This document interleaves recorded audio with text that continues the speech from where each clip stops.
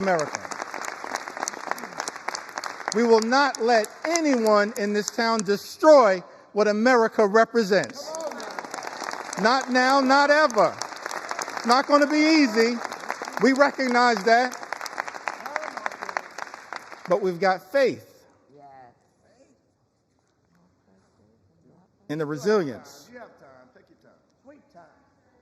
of the American people. So I get ready to close shortly in. Now take your time. Take your time. Take your time. Come on. Take your time. Tell them. Well, let me say it one more time. Our Republican colleagues tried to jam this reckless, extreme bill,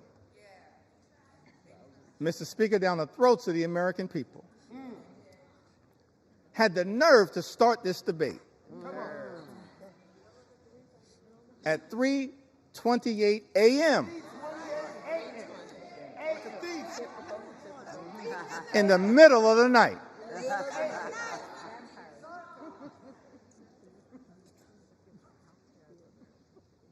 But we made clear that we were going to expose all of the things that are being done to harm the American people. Yeah, that's right. Tell them. Not in the dark of night, but in the light of day.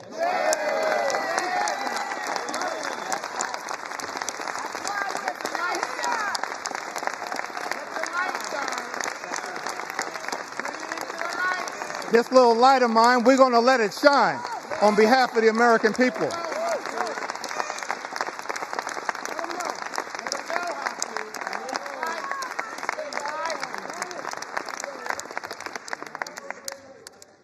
Incredible to me that Republicans would try to jam this one big, ugly bill down the throats of the American people in the dead of night. And then, to add insult to injury, Mr. Speaker, allocate 15 minutes. 15 minutes to each side on the committees of jurisdiction. 15 minutes to the Ways and Means Committee on each side. 15 minutes Take your time. Take your time. to the Budget Committee. That's extraordinary. But I'm thankful, I'm appreciative of all of my colleagues who stand behind me. That's right.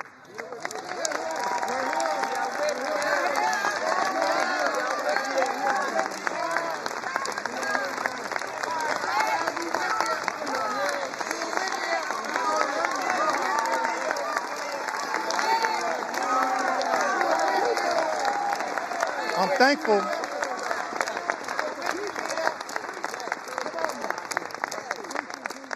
Thankful to all of my colleagues for their commitment, their courage, their conviction, standing up on behalf of the American people to deliver, hopefully, what is a message of concern, but also a message of hope. Come on. That's right. Hope. We got to fight a lot of battles on behalf of the American people. It's not over. Fighting a lot of battles on behalf of the American people. This is just one of them. This one. But we wanted to make sure that the American people had an opportunity to fully and more completely understand, in the light of day, just how damaging The light. this one big, ugly bill will be to the American people. And I plead with my colleagues on the other side of the aisle, Mr. Speaker. I really plead with my colleagues, inspired by some of the framers of the Constitution, the great scholars, the great thinkers, conceived of this incredible journey that we've been on in the United States of America,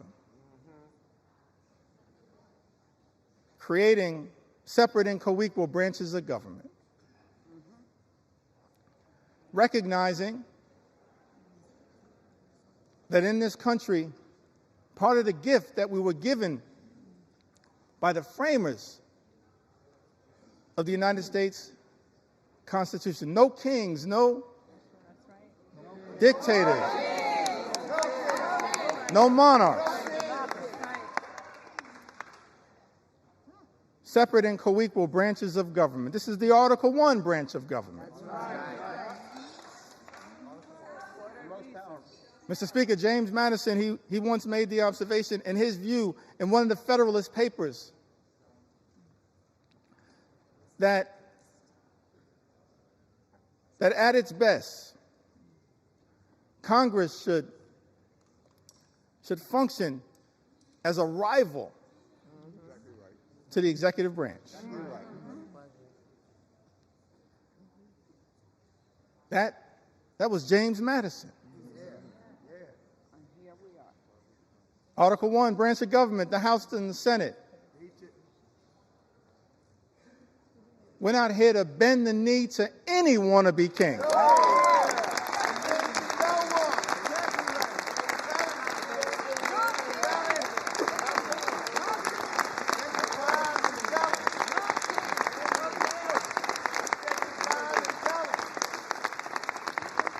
Mr. Speaker, we're not here to bend the knee to any wannabe king.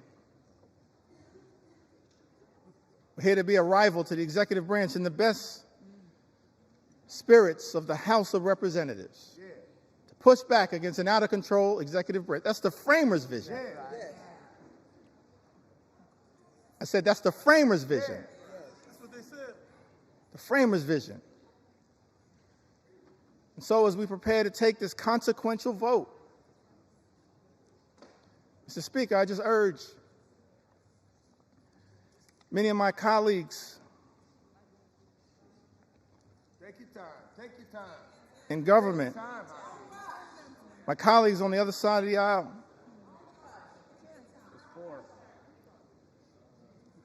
Mr. Speaker, we don't work for President Trump.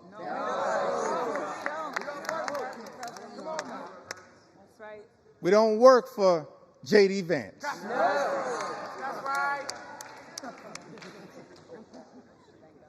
We don't work for Elon Musk. Mr. Speaker, as all of us prepare to cast this vote, I hope my Republican colleagues will come to the conclusion that we work for the American people.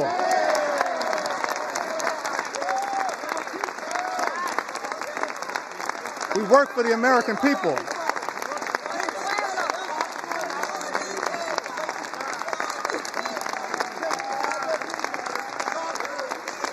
We don't work for any president. We work with American presidents.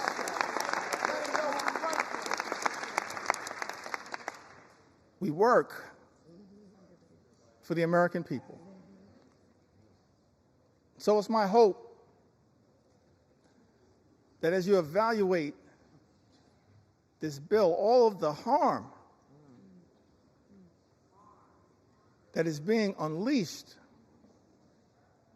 on the American people, ripping health care away from more than 17 million Americans,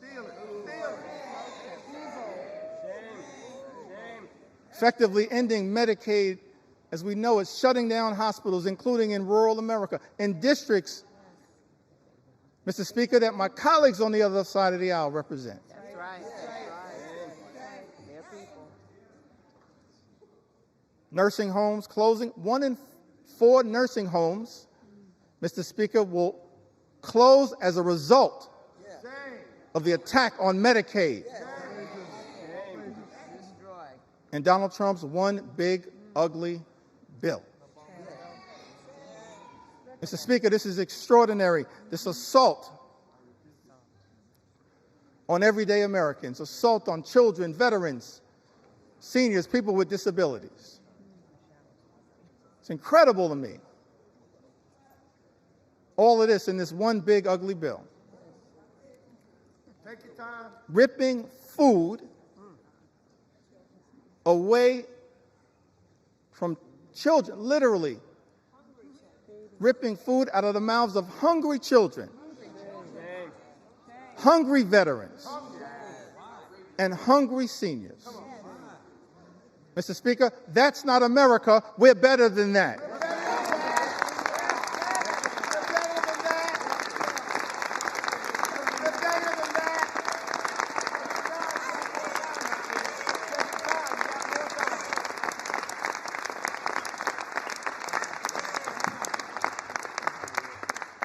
Mr. Speaker, we're better than that. Ripping food out of the mouths of vulnerable Americans. That's extraordinary that's what we're doing. Extraordinary. And all of this is being done? This unprecedented assault on everyday Americans is being unleashed on the American people. Mr. Speaker, on the most vulnerable amongst us. All of this is being done to provide massive tax breaks to billionaire donors. Shame on this institution if this bill passes. That's not America. We're better than this. We are better. We are better.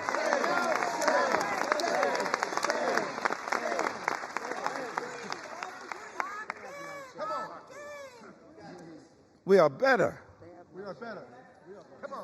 than this. I think that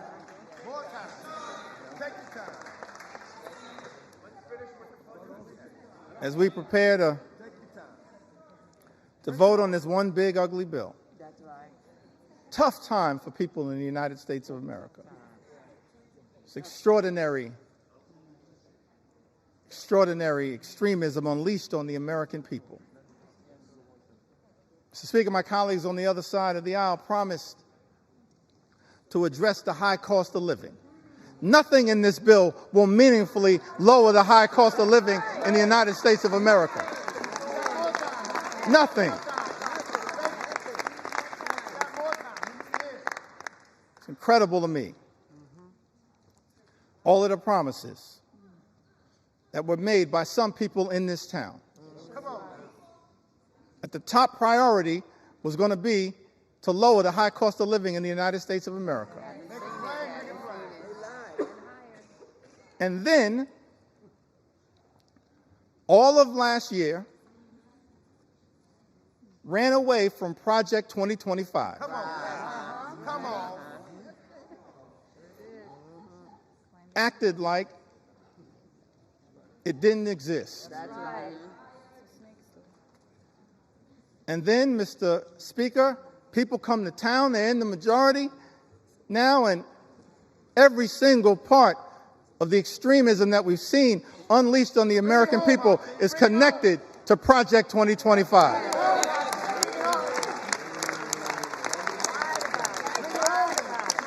Every single part. But here's why I still got hope, optimism. I referenced this earlier today as we prepare to experience the 249th birthday of the United States of America. Yeah. Take it back to that original document. Yeah. Declaration of Independence, 1776. Mr. Speaker, it had the aspirational part. We hold these truths to be self-evident. that all men are created equal, Come on now. Bring it home. endowed by their Creator with certain unalienable rights, Come on now. that among these are life, liberty, and the pursuit of happiness. Come on. Come on, Leader. That's the aspirational part of the Declaration of Independence. And as House Democrats, we're committed, no matter what it takes, to bring that about. Imagine in America where everyone who works hard and plays by the rules can live the good life, afford to live the good life. Good paying jobs, good housing, good health care, good education for your children, and a good retirement. That's what House Democrats are fighting for. That's the aspirational part of the Declaration of Independence, to bring that to life, the pursuit of happiness. That's the aspirational part. But then when you look at that Declaration of Independence, the second part of it, it reads like an indictment against an out-of-control king.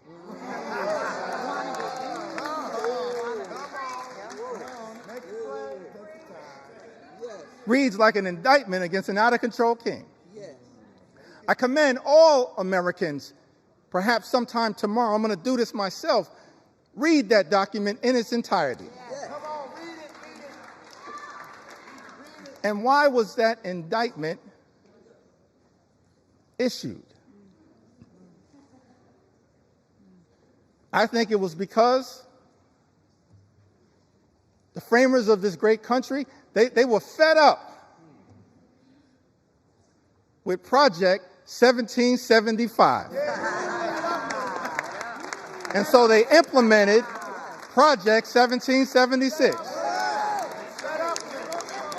So I know that there are people concerned with what's happening in America, but understand what our journey teaches us is that after Project 2025 comes Project 2026. And you will have an opportunity to end this national nightmare as part of Project 2026. I love the framers. They gave us a blueprint for what should give us hope in this moment. That's right. I think that I want to close by referencing Take your sweet time.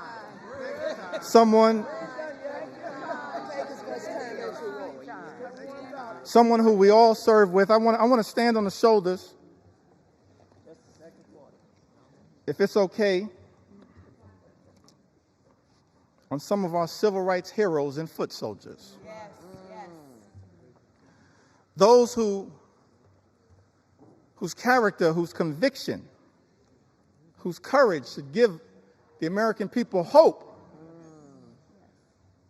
at a moment of great despair. Many of us had the great honor of serving with Congressman John Lewis.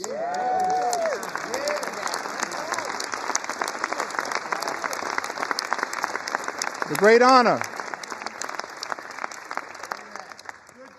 Mr. Speaker, to serve with Congressman John Lewis. That's right. And I came across something that John Lewis said in June of 2028, that hopefully, no matter what the outcome of this vote, will give people some hope. Great John Lewis said, "Do not get lost in a sea of despair. Be hopeful. Be optimistic. Our struggle is not the struggle of a day, a week, a month, or a year. It is the struggle of a lifetime." That's our struggle. No matter what, Mr. Speaker, you decide to do today. That's our struggle. Standing on the shoulders of John Lewis. That's our struggle. Never, ever be afraid to make some noise and get into good trouble. Good trouble. Good trouble. Necessary trouble. Standing on the shoulders of giants. John Lewis would often talk to us about his admiration for Dr. Martin Luther King Jr. Dr. King, who would refer to John Lewis as the boy from Troy. The boy from Troy. Now, what's interesting to me, that civil rights movement, we can learn a lot from it. Started December of 1955. And Rosa Parks sat down on that bus so that all of us could have the courage to stand up. That's right. Wasn't an easy struggle. All the odds were stacked against these civil rights heroes and foot soldiers. And during the early days of the movement, a difficult part of the movement, Dr. King, after they'd been targeted, arrested, beaten, harassed by the authorities,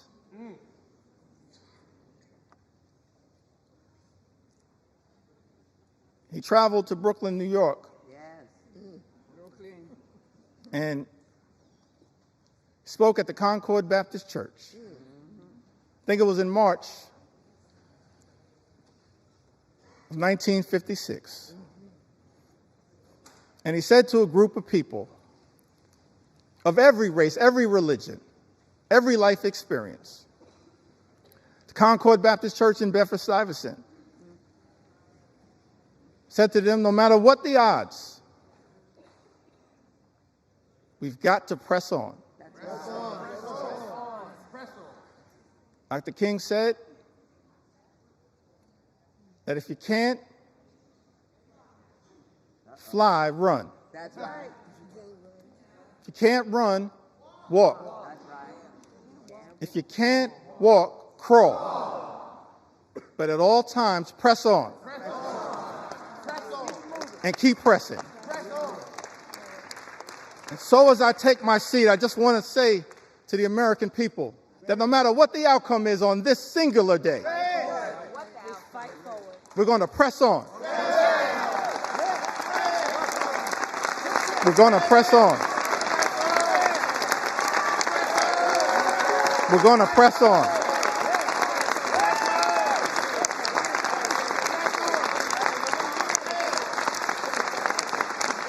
We're going to press on for our children, press on for our seniors, press on for our veterans, press on for our unions, press on for our farmers, press on for our dreamers, press on for working class Americans, press on for the middle class, press on for all who aspire to be part of the middle class, press on for the poor, press on for the sick, press on for the afflicted, press on for the least, press on for the lost, press on for the left behind, press on for the rule of law, press on for the American way of life, press on for democracy.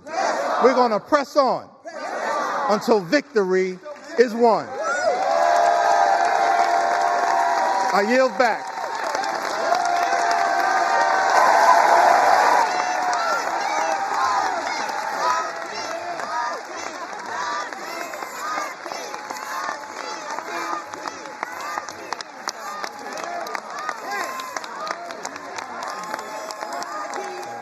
John would have been proud. Hakeem. Hakeem. Hakeem.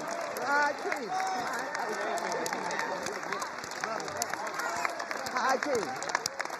Hakeem. Hakeem. Hakeem. Awesome job. Thank you. Well done. Did he do it? Did he do it? He did it. He did it.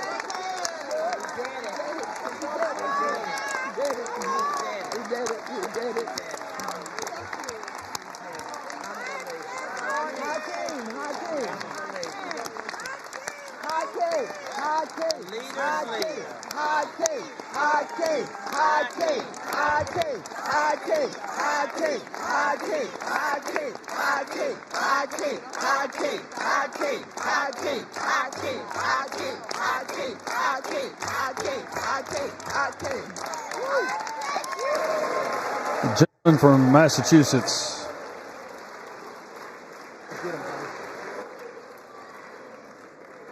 You don't need to take an hour. This gentleman from Eight Massachusetts. hours.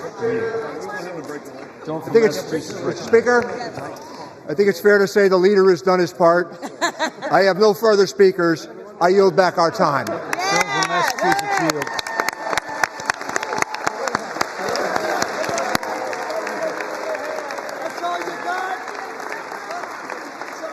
Gentleman from Missouri is recognized for 1 minute. You have 2 minutes remaining.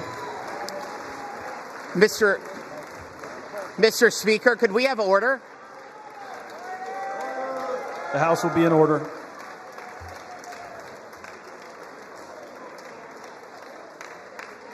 The House will be in order, please.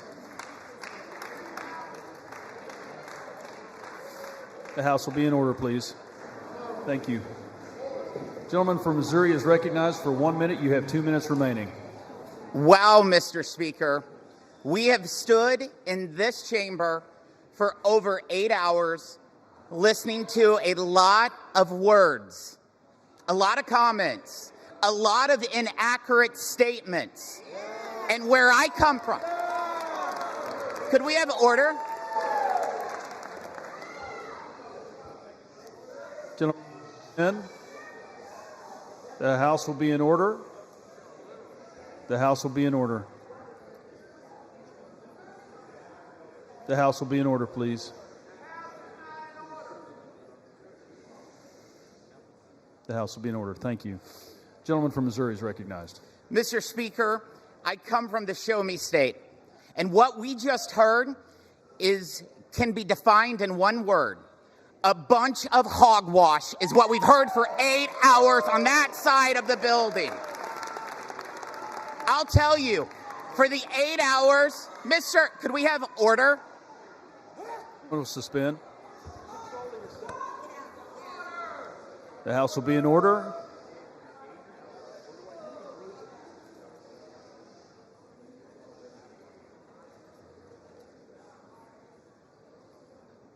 Thank you.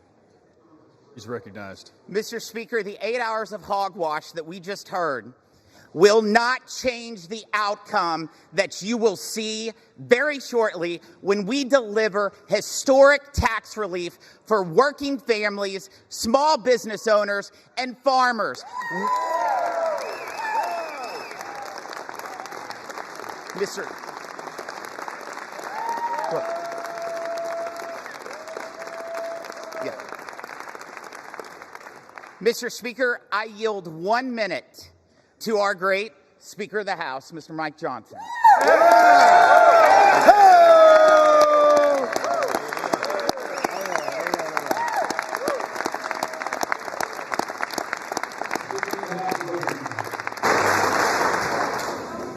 I thank the gentleman from Missouri. I thank you, Mr. Speaker.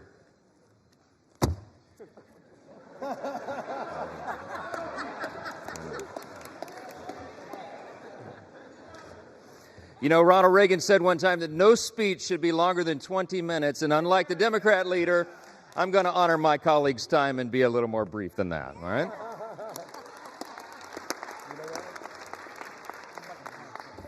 I just want to say something that many of us learned when we were children. We were taught, you know, it takes a lot longer to build a lie than to tell the simple truth.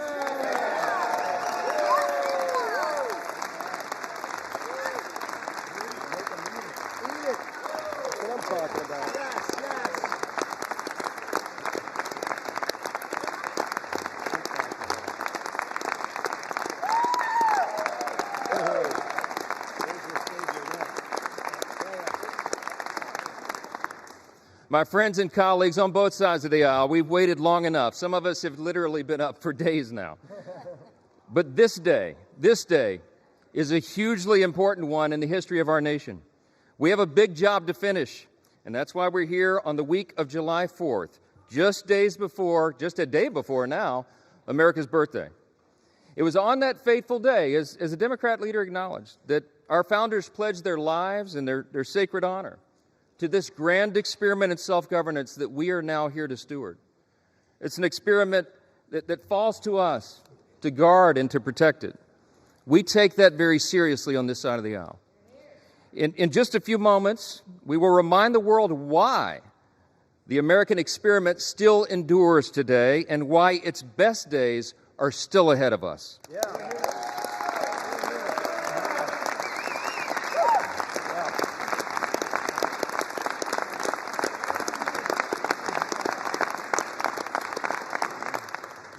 Mr. Speaker, with one big, beautiful bill, we are going to make this country stronger, safer, and more prosperous than ever before. And every American is going to benefit from that. Yeah.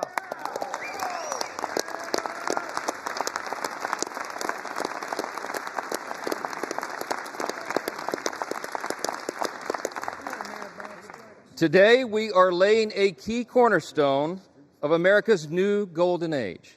Now, listen, we have a few words of gratitude first. Scripture's been cited a lot this morning, I think mostly out of context, but what I will say, one thing that we know about Scripture is that we're supposed to give honor where honor is due, and that's what we do on this side of the aisle.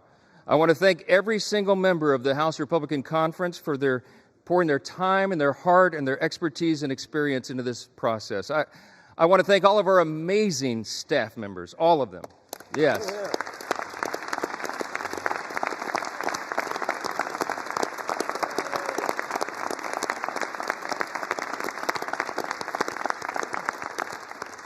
Their dedication, their endless hours, their hard work made this all possible. I want to thank the White House Office of Legislative Affairs, who have basically lived with us now for the last few weeks. Their patience and persistence and their professionalism is greatly appreciated. Our country's incredible cabinet secretaries have been involved as well. They've assisted us in countless ways throughout this process. Our Vice President, J.D. Vance, helped us navigate so many dire straits along the last several weeks through the House and the Senate. And of course, our bold, visionary, fearless President, Donald J. Trump.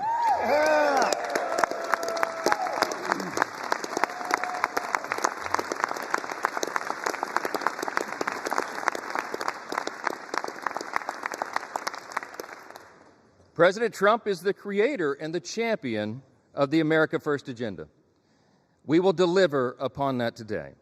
We come a long way. We began this process really about 15 months ago. We had a sense and we believed that we would have unified government. We would have this moment where the Republican Party would be given control of the White House and the Senate and the House. And we determined to ourselves that we would not waste that historic opportunity. We've had spirited debates, we've had months of deliberation, and now we are finally ready to fulfill our promise to the American people. That's what we are doing today. Now, look, before I respond to the allegations from across the chamber, I just want to take us back to a day that most of us will remember so very fondly for the rest of our lives, and that's November 5th of 2024. That was Election Day, a fateful one for America. The reason that was so important, the reason it was such a turn in history is because the American people spoke with unmistakable clarity. We sensed it as we were all out campaigning. We saw that there would be a demographic shift in America, and that is exactly what the election yielded.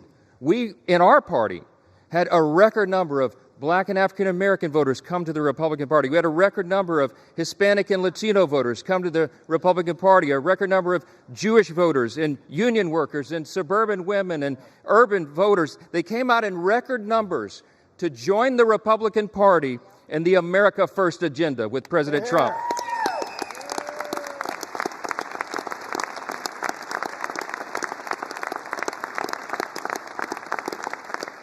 That election was decisive. It was a bellwether. It was a time for choosing. And I tell you what, the American people chose overwhelmingly. They chose the Republican Party.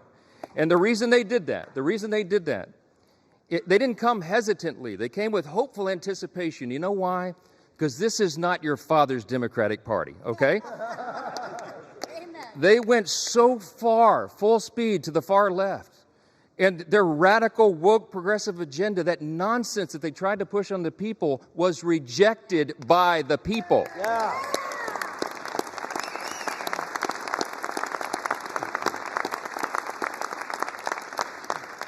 These new voters came to us. They had enough of the Biden-Harris madness and all the things they were trying to hoist upon the American people that they just don't believe in their hearts.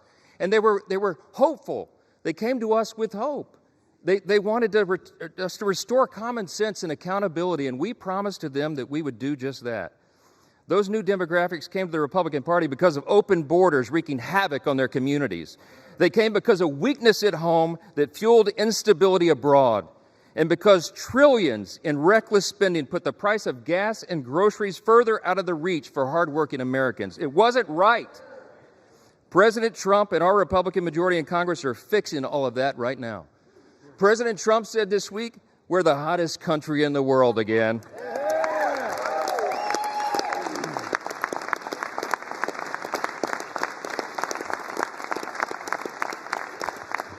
My friends, that is an objective truth. Hey, listen, how about all the wins for the president and this party? Here's just a sample from the last 2 weeks. The headline today will be, the one big beautiful bill passes the Congress, okay?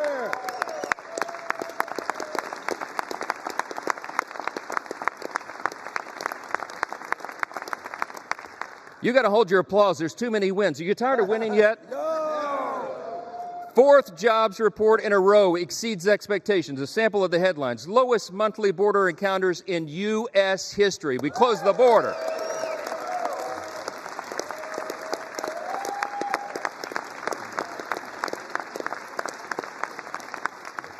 Last couple of days, a new trade deal with Vietnam and all the countries of the world, around the world lining up for that. UPenn agrees to ban biological men from women's sports.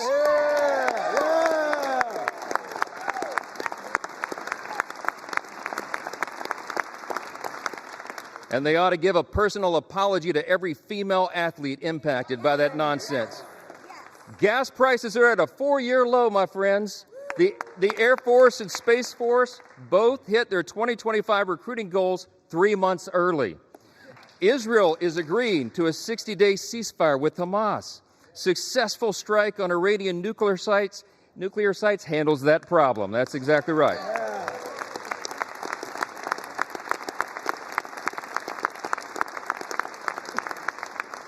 Strength is back. America's back. It's resulted now in a ceasefire deal between Iran and Israel. The NATO countries are increasing their defense spending, not just 2%, 5% of GDP, okay?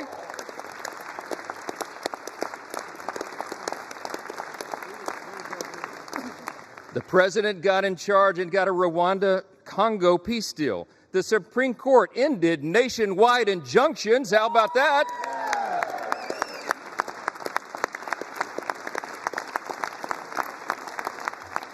That conservative majority on the Supreme Court also allows third country deportations. We've had a record high stock market, and we're signing a China trade deal. That's just the last 2 weeks. The last 2 weeks.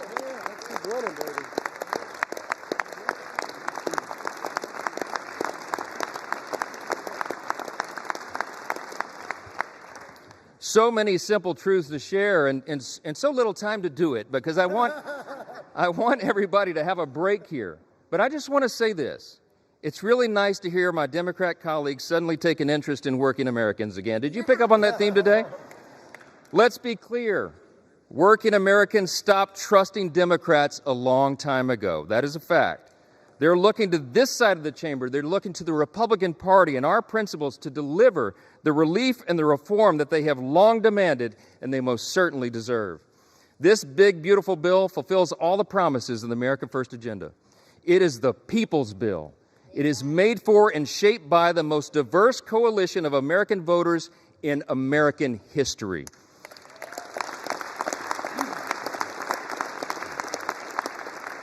Today, we are making the dream of a government that puts the American people first a reality. A reality. I would need this entire notebook to tell you all the great things in the big, beautiful bill. It is aptly named, but I'll just tell you a couple of the highlights. Record tax cuts for hardworking Americans.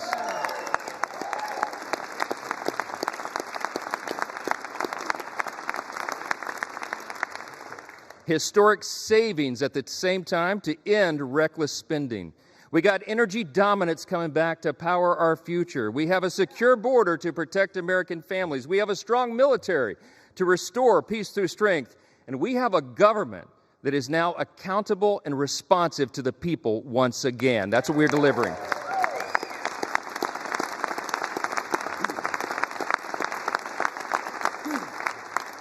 For everyday Americans, this means real, positive change that they can feel, and they will feel much more when this bill is done. Families back home will have real relief, an average of $10,000 in their pockets, thanks to the largest working and middle-class tax cut in the history of this great nation. That's what we're doing today.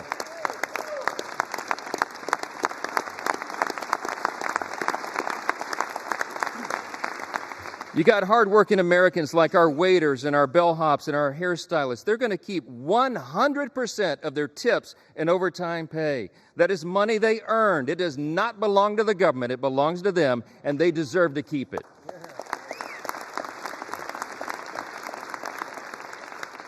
Small businesses that want to build and expand new factories, you know what they can do now? They can write off 100% of their investment.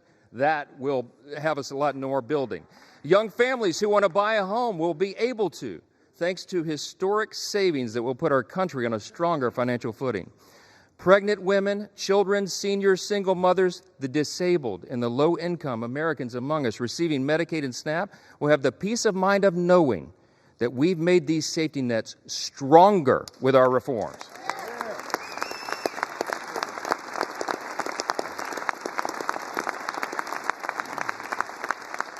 See, when Republicans are in charge, we bring common sense. We're going to make sure that Americans who do need and deserve those critical programs won't have to compete against people who can work but choose not to do so. That's not right.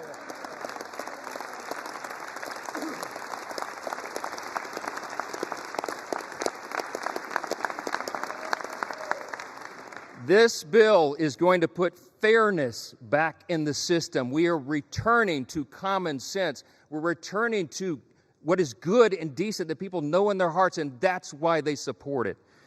More Americans will be working, volunteering, and serving their communities because modest, common sense work requirements will restore dignity and purpose to those on taxpayer-funded benefits. The bill will also mean that safer streets are available in every zip code around the country because our border will remain fully and totally secure.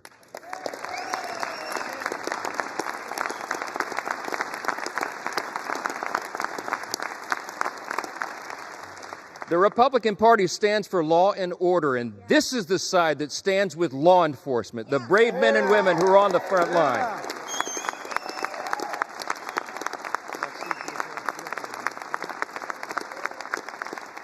The idea that those who put their own lives on the line to protect us would be assaulted for doing their jobs is unconscionable. Law enforcement, I know you agree. I know, amen. Law enforcement will have the help of a border wall now that's 100% complete. Yeah!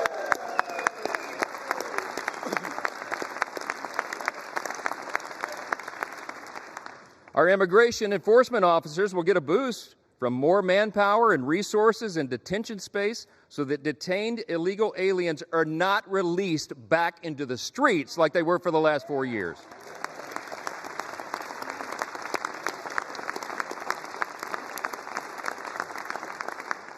And our homeland can rest soundly again under the protection of President Trump's Golden Dome. That's what we're investing in. Look, any of these individual achievements would be historic victories for a Republican Congress or any Congress. And today we're delivering on all of them in one big, beautiful bill. That's what Americans can count on when we pass this legislation, and that's exactly what Democrats will vote to oppose today. That's a fact. We didn't write this bill for the Democratic Party or the elites or the media. This bill is for hard-working Americans, and they deserve it.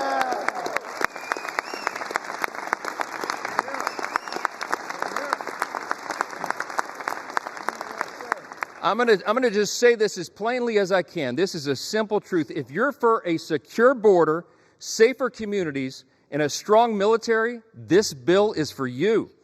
If you're for common sense fiscal responsibility and reducing the deficit, this bill is for you.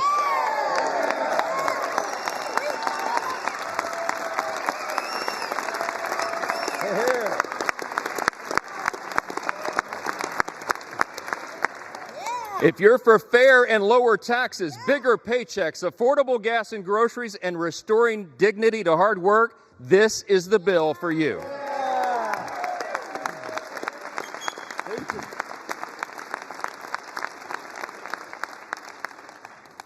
It makes no difference whether our colleagues on the across the chamber speak for 25 minutes or 25 hours. They can't change the truth. And today was about performance for some of them. But today for us is about results. Results that improve the lives of Americans, regardless of their race, religion, color, or creed. It does not matter.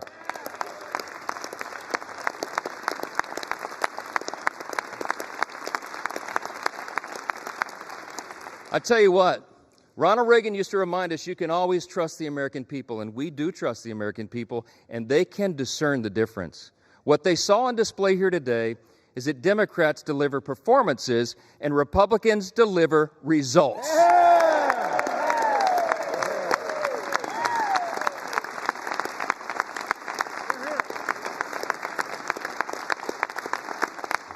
Today, my friends, we are ready now. We are going to deliver what we were sent here to do, and every American will benefit from it.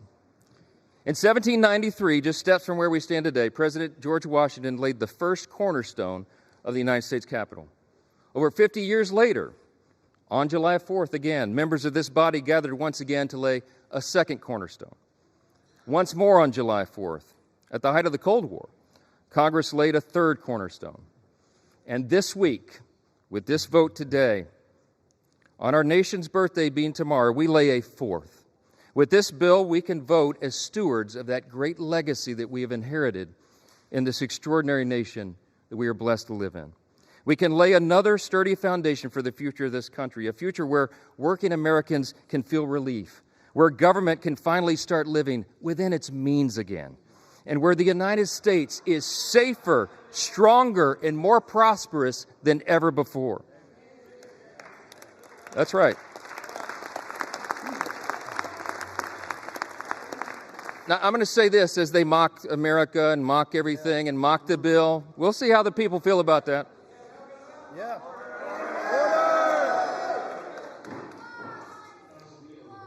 So listen, seriously, as friends and colleagues, really, across the aisle, what we celebrate tomorrow is the nation's birthday. Let's put the politics aside for a minute, and let's reflect on our blessings. No kidding, really. Tomorrow is the 249th birthday of our nation, and that's right.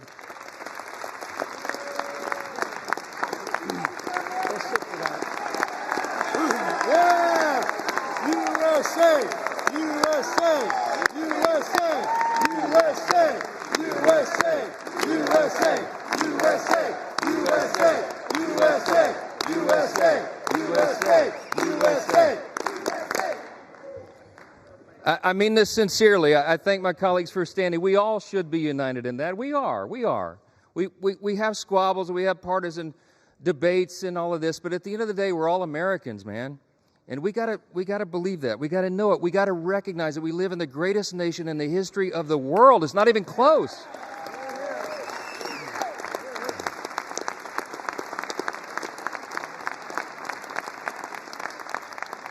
My friends and colleagues, we are so blessed. We should not take it for granted. We live in the most free, the most successful, the most powerful, the most benevolent nation that has ever been on the face of the earth. And there's a reason for that. The reason that we are the greatest nation is because we were built on the ultimate foundation. And the bold declaration that my friend Hakeem Jeffries articulated earlier is true. We unite under that. The bold declaration that we do hold these truths to be self-evident. What is a self-evident truth? It's something that's obvious. We hold these truths to be self-evident that all men are created equal. It does not say born equal. It says created equal. And that it is our Creator, yes. It is our Creator that gives us our rights. See, the powerful thing about that is we're the first nation in the history of the world that acknowledged that our rights do not derive from government. They come from God Himself.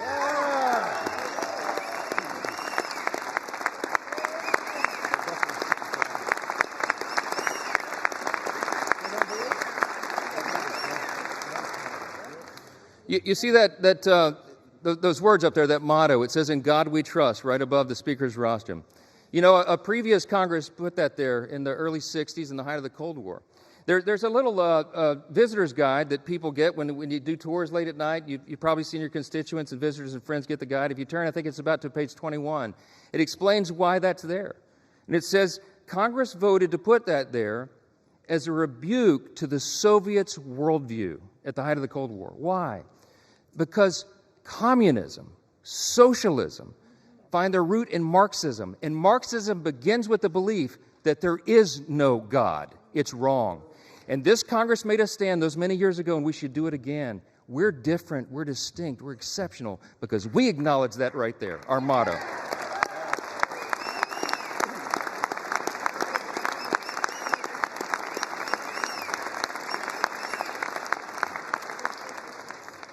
It doesn't say, "In government we trust."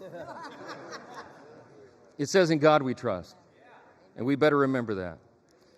He has blessed us with His grand experiment in self-governance now for almost 2.5 centuries. And by God's grace, we are working hard and we are delivering on our promise to make America great again.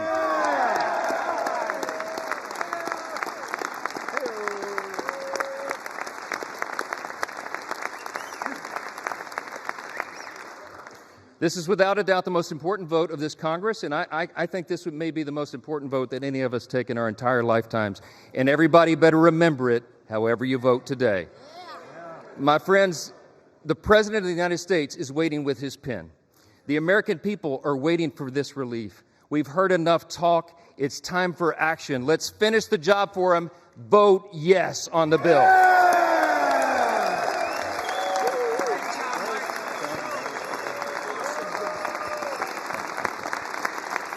With that, I yield back.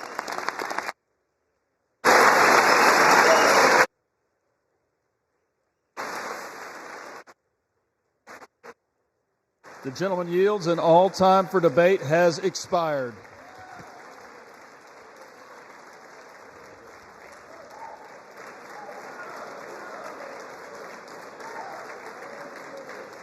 Pursuant to House Resolution 566, the previous question is ordered. The question is on the motion by the gentleman from Texas, Mr. Arrington. All those in favor say aye. Aye. Those opposed, no. No. The ayes have it. The motion is agreed to. For what purpose does the gentleman from Massachusetts seek recognition? I ask for a recorded vote. Vote is requested. Those favoring a recorded vote will rise. A sufficient number having risen, a recorded vote is ordered. Members will record their votes by electronic device. This will be a 15-minute vote.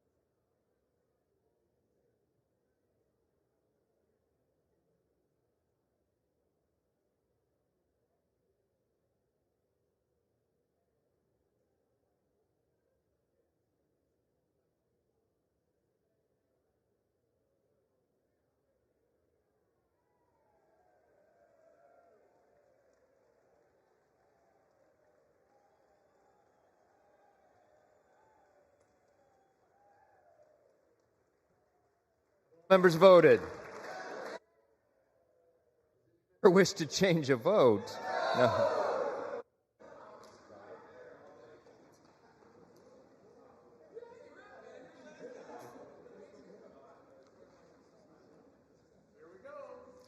On this vote, the yeas are 218, the nays are 214.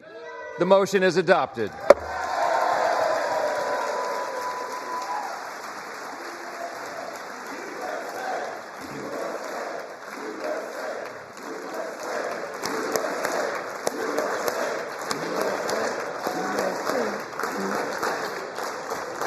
Without objection, the motion to reconsider is laid on the table.